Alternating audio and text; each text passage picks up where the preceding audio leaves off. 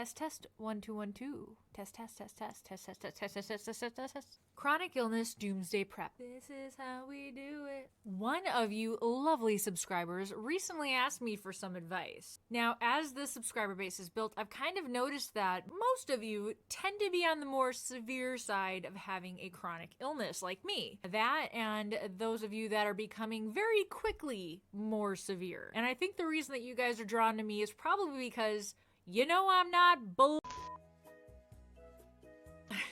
you know I'm telling the truth. Like, you can tell I got experience with this. So this subscriber, they reached out to me through my Instagram messaging. Their chronic illness was kind of getting worse and worse, and they were starting to really get worried about their future, about getting older, about how they would maintain working or getting old, period, and who would take care of them. And that made me think, while we're really always working and hoping for, chronic illness recovery, it doesn't hurt to prepare for a worst case doomsday scenario just in case. Doomed!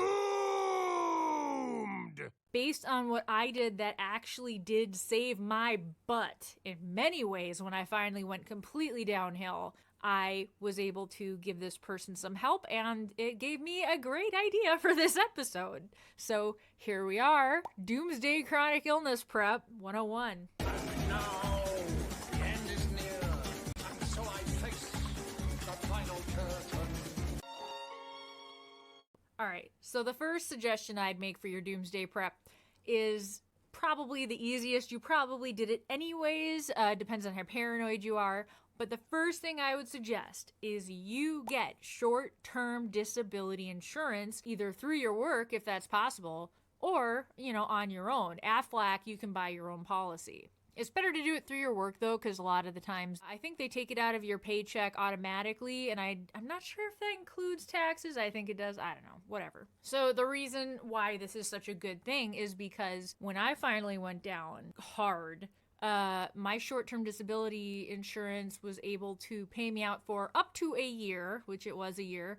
And the nice thing about it also is that it gives your point of being disabled a firm start date, because you have that firm start date when you literally couldn't work anymore. For me, I literally had to be picked up from work. I couldn't do my body just shut down and I couldn't do anything, and I had to be picked up. So I that's when we started it from. Then I got saw by all my doctors and added more doctors upon more doctors. So between, that and the doctors, and then you have to continually fill out the paperwork, I think every month, you have a very firm start date. You have very firm records of the problem and the fact that you're trying to get it better and it's not. And so this is an extremely helpful thing to have. Not to mention that up to a year of short-term disability payout for whatever you're paying in, you get payout. I had it so it matched my paychecks. You're also not out of money for that whole year, up to a whole year that you can't work.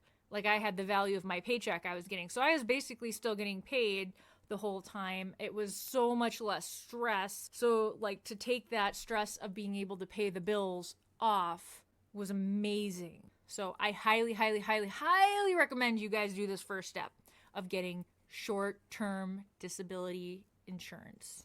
I think there's long-term disability, but I think it's mostly just car accidents and cancer. I don't think, basically long-term, if you're sick longer than a year, you're probably going to get Social Security disability. So it's not really worth it to get the long-term one. Just a little FYI on that.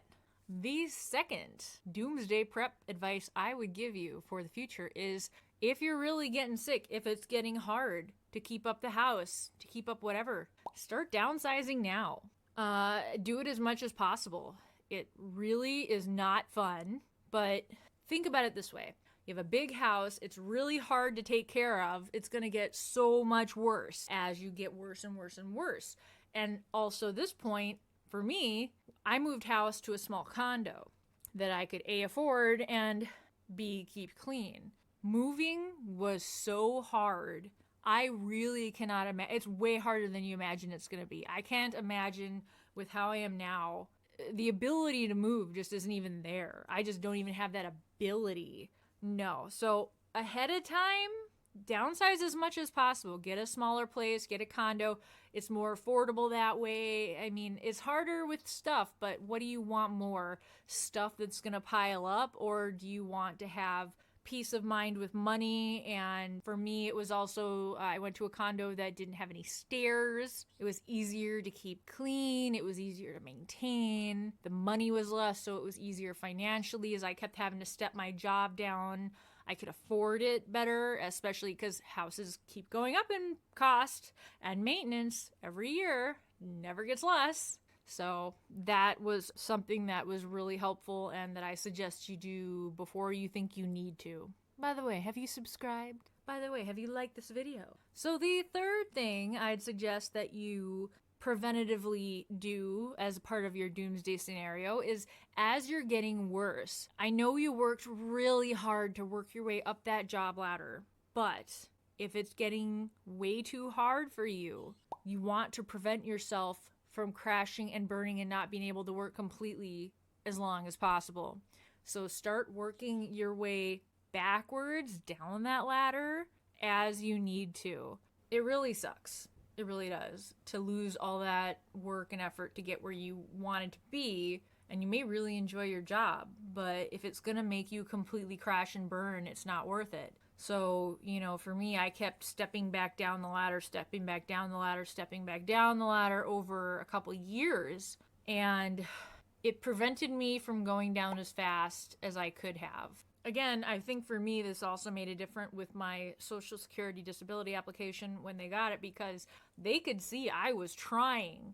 How I went from, you know, making, you know, 80 something grand a year, down, down, down, down, down. They could see all that, and I think that made a really big difference with my Social Security disability application also. All right, number 4. I want to tell you to do this. This is going to be really hard for some of you with medical PTSD and everything, but you do have to make sure to keep going to your doctors and your specialists and documenting everything. Make sure you keep going, whether, you know, you want to or not. I did quit going to regular doctors for about 3 years, I think. It's honestly hard to remember anymore, you guys. I've been sick for so long, like it's kind of hard to remember. But I did quit going to them for an amount of time and saw herbalists and homeopaths and acupuncturists, acupressurists, Chinese doctors, a little bit of everybody. And it was really hard when I started again to prove anything, because if you haven't gone for a while, they assume you just got better. Oh, well, records show you didn't come for this many years. You must be fine.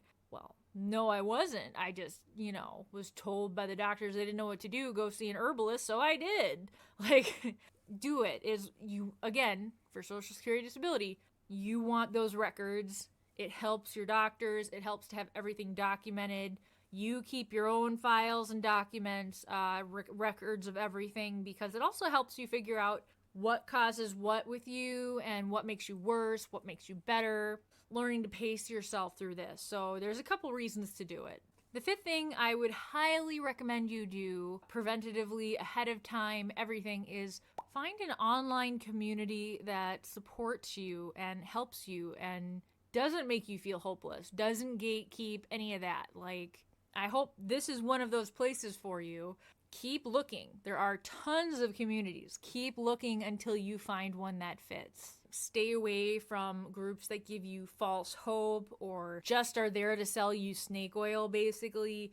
Keep away from those as much as you can. Sometimes they do feel like the best when you've been kicked out of other ones. I mean, I saw a community the other day kick someone out for saying, "I'll pray for you." What? Oh, those poor doomed bastards. So I can see why people are gravitating towards the snake oil communities, because they'll blow all the smoke up your butt you want to get you to stay there and buy their products and have hope, when all these other ones are crushing your hopes for no reason. Oh, you're not sick enough. Oh, you can't be religious here. Oh, you have the wrong political affiliation to be in this group. What? We're here to help each other. Now, if you break any of these rules, you can't sit with us at lunch. By the way, this group, we're not going to do that. I am hoping to make it a community eventually. We're not going to gatekeep.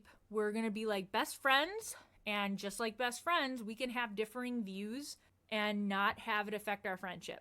Because the core is that we're helping each other with chronic illness, because I wouldn't wish this on my worst enemy. And therefore, I don't care what you're into. We're here to help each other with chronic illness. That's it. If you want a community that gatekeeps with multiple reasonings, go there. There's plenty of them. But this one, we're going to try and let everyone in, and we're going to try and keep it kind. The only thing we're not going to allow is jerks. We're not allowing the jerks, but we are allowing different points of view. That's the difference. Sorry for that, preachiness right there, but, had to be said. Well, that was unexpectedly beautiful. The sixth doomsday prep kind of thing you can do for chronic illness is, I would say that, at least in the USA, it's different in other countries, but in the USA, apply for Social Security disability early. When you are doing poorly so consistently that you are living to work, to pay the bills, and there is literally nothing else, find a disability lawyer. Find a disability lawyer, tell him what's going on, give him your records, give him all the info.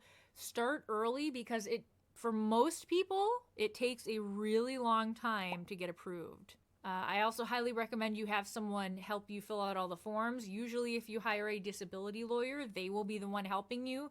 Although my brain fog at the point of me doing it was so bad, my husband actually had to pretty much talk with the lawyer and explain everything, because I was so out of it, I couldn't even just compute anything at that point.